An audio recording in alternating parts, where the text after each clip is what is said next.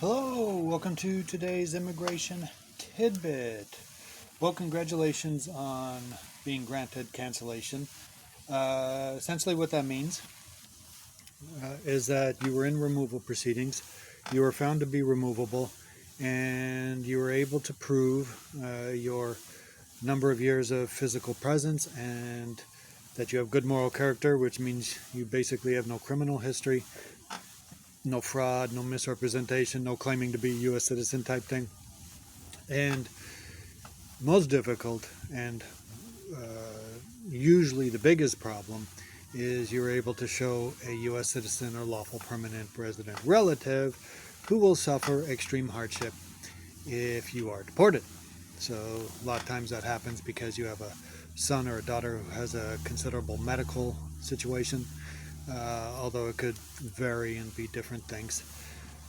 And so basically what happens after the grant is the grant ultimately is sent to USCIS, which will then issue the green card, the lawful permanent residency card, at which point sometime thereafter you will get in your mail. Generally, on average, that takes about 3 months. Sometimes it takes less, sometimes it takes more. Obviously, if you're writing this and you were granted a year ago, there's a problem. I mean, hopefully there's no issue that you were actually and in fact granted it. I've had people in the past think they were granted it when in fact the case was either administratively closed or put on hold for one reason or another, or terminated, but not granted. So hopefully there's no issue that it was actually granted.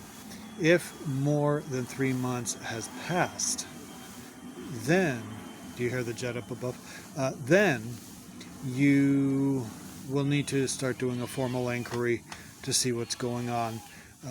And ultimately, there's different things you can do, but you could also, if you're planning on leaving the country, you could go to USCIS, make an InfoPass appointment, and attempt to get an I-551 stamp in your passport, which basically that's as good as the real green card, except it's in your passport and it's a stamp, and it will let you go and come as you please.